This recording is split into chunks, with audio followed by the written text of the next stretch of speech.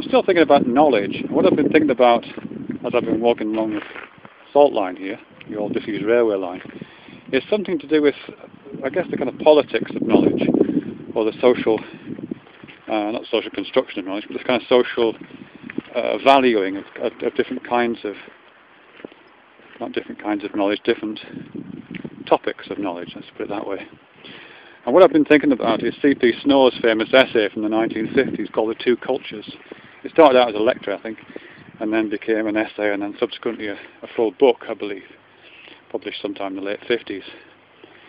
And what he's saying in that essay, I'm sure everyone who looks at this video will know this, but what he's basically saying is, and it was written at its time, you know, it's a very particular time in British history, but what he was bringing to attention there was that British culture, intellectual culture, was fell out into two camps.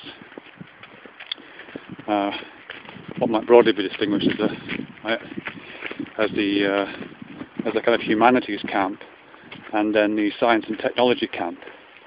And at that time, in the 50s, mid to late 50s, the humanities camp, if you like, was absolutely dominant.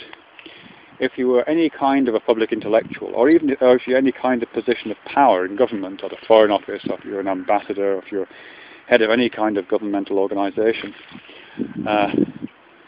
in all likelihood, your expertise would be in the humanities. Your background would be in the humanities. You would have gone to one of the old universities. You would have gone to Oxbridge, or you would have gone to Durham or Exeter, or one of the other well-known universities, and you probably would have studied something like classics, maybe literature, one of the humanities, maybe history, one of the humanities subjects. And everybody you know in those organisations would have studied something similar.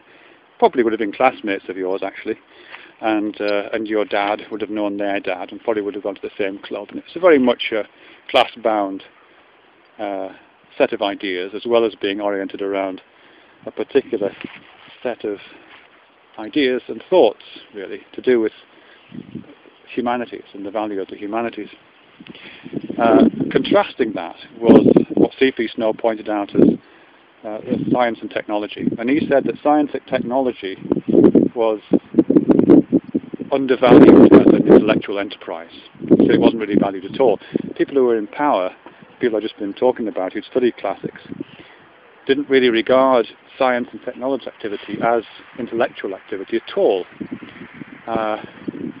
You could have, studied physics, you could have studied chemistry, you could be top of the field in biochemistry, and from the point of view of those in power, you would not be an intellectual.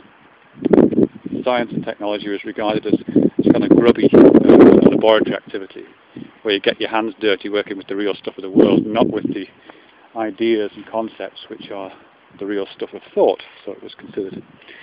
And as I say, C.P. Snowe was kind of pointing that out, showing that it was fallacious, and arguing for change. And I think there has been a lot of changes. I think a heck of a lot of changes. And various things have been written on the back of that. There's a really nice book came out, not that long ago actually, called The Third Culture. Basically drawing on those ideas, but pointing to kind of public intellectuals and pundits, people in the public domain who do come from a science background or have some science, or maybe combine a science and humanities background, and can speak to those kind of ideas, and can, if you like, kind of set the tone, set the agendas for societies, for the institutions of the societies, without that being restricted to a narrow humanities viewpoint. And that kind of third culture lives on in things like the EDGE organisation. And I would say something like the TED Talk series, that seems to be kind of third culture in spirit. Even though some of the talks there are very scientific, others are absolutely of the arts, or of technology, or of the humanities, or of politics. And there's kind of shared space in which these ideas coexist. I can't remember why I'm talking about this actually. Well, only to say that I think a lot of popular science writing, like Dawkins, but like Carl Sagan, like Stephen Jay Gould, all the popular science writers that come out over the last few years, I think are all writing in that sort of third culture spirit again, using public language, if I can call it that, using a vernacular language and a language and kind of poetic language, really, a language in which only humanities subjects would perhaps have been written about, certainly in the 1940s and 50s, until relatively recently, even though I know that kind of writing has a longer history.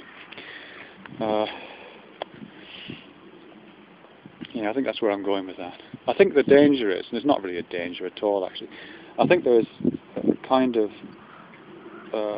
possibility of going too far in that, or of readopting or repurposing that two cultures idea the other way around.